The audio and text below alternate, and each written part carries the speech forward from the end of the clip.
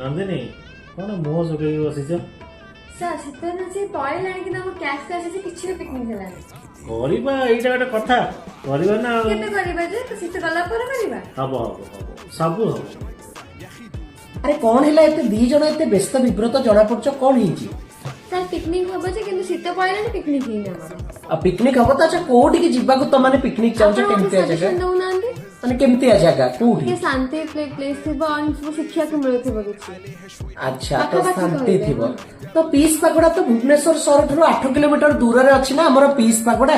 ଭୁବନେଶ୍ୱରରୁ ପୁରୀ ଗଲା ବେଳେ ତୁମେ ମାନେ ଦେଖିପାରିବ ଏନ୍ଏଚ ରୁ ଟିକେ ତଳକୁ ପଳେଇଲେ ଏଇଠୁ 8 କିଲୋମିଟର ଦୂରରେ ଆମର ଧଉଳି ପିସ୍ ପାଗୋଡା ଅଛି। ଆଚ୍ଛା ଜାଣିଛ ପିଲାମାନେ ଧଉଳି ପିସ୍ ପାଗୋଡା ବିଷୟରେ ଶୁଣିଛ ନା ନାଇଁ?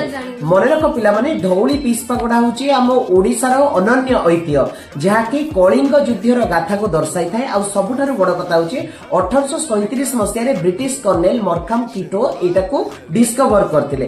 ଆଉ ଯେତେବେଳେ ତାକୁ ଡିସ୍କଭର କଲେ ସେଠି କଣ ଲେଖା ଥିଲା କଣ କୃତି ଥିଲା କିଛି ପଢି ପାରିଲେନି ତ ସେ ପୁରୀରୁ ଆଉ କଟକରୁ ଲର୍ନ ପିପୁଲ ମାନଙ୍କୁ ଡକେଇଥିଲେ ଯୋଉମାନେ କି ତାଙ୍କୁ କହିଥିଲେ ଏଠି ଯୋଉ ହାତୀଟା ଅଛି ଏଇଟା ହଉଛି ଅଶ୍ୱତ୍ଥାମା ହାତୀର ଗୋଟେ ପ୍ରତିକୃତି ଆଉ ଯୋଉ ଲେଖା ହେଇଛି ମହାଭାରତର ବିବରଣୀ ଲେଖା ହେଇଛି। କିନ୍ତୁ ପରବର୍ତ୍ତୀ ସମୟରେ ମରକାମ କିଟୋ ଜେମ୍ସ ପ୍ରିନ୍ସେପଙ୍କ ଲେଖା ଆଉ ବିଭିନ୍ନ ପ୍ରକାର ପ୍ରତିଲିପିକୁ ୟୁଜ କରି ସେଇ ବ୍ରାହ୍ମୀ ସ୍କ୍ରିପ୍ଟରେ ବା ତତ୍କାଳୀନ ଧମ ସ୍କ୍ରିପ୍ଟରେ ଲେଖା ଥିବା ସେଇ ଅଶୋକଙ୍କର ରକ୍ ଏଡିଟକୁ ପଢିଥିଲେ ଏବଂ କଳିଙ୍ଗ ଯୁଦ୍ଧର ଗାଥା ସହିତ ସମଗ୍ର ଜୀବ ପ୍ରତି କେମିତି ଦୟା କରିବା ମାନବ ସମାଜ ପ୍ରତି ଦୟା କରିବା ସେ ଶିକ୍ଷା ସେଇଥିରୁ ମିଳିଥିଲା ଏବଂ ଲୋକମାନେ ସେଦିନ ଠାରୁ ତାକୁ ଧଉଳି ରୂପରେ ଜାଣିଥିଲେ ଏବଂ ଜାପାନରୁ 1973 ମସିହାରେ କଳିଙ୍ଗ ନିପୋନ ସଂଘ ଆସିକିରି ଏଠାରେ ଧଉଳି ପିସ୍ ପାଗୋଡା ଯୋଉଟା ଗୋଟେ ହ୍ୱାଇଟ୍ ପିସ୍ ପାଗୋଡା ତାକୁ ବନେଇଥିଲେ ଯାହାକି କି ଏବେ ଓଡିଶାର ବହୁତ ବଡ ପିକନିକ ସ୍ପଟ ବହୁତ ବଡ ଟୁରିଜିମ ସାଇଟ୍ ଆଉ ଏଇ ଟୁରିଜିମ ସାଇଟ୍ କୁ ଲକ୍ଷ ଲକ୍ଷ ଲୋକ ଆକ୍ରସ୍ ଦ ନେସନ ଏବଂ apart from the India and Odisha ବହୁତ ଲୋକ ଏଠାକୁ ବୁଲିବାକୁ ଆସନ୍ତି ଇଚ୍ ଆଣ୍ଡ ଏଭ୍ରି ସିଜନରେ।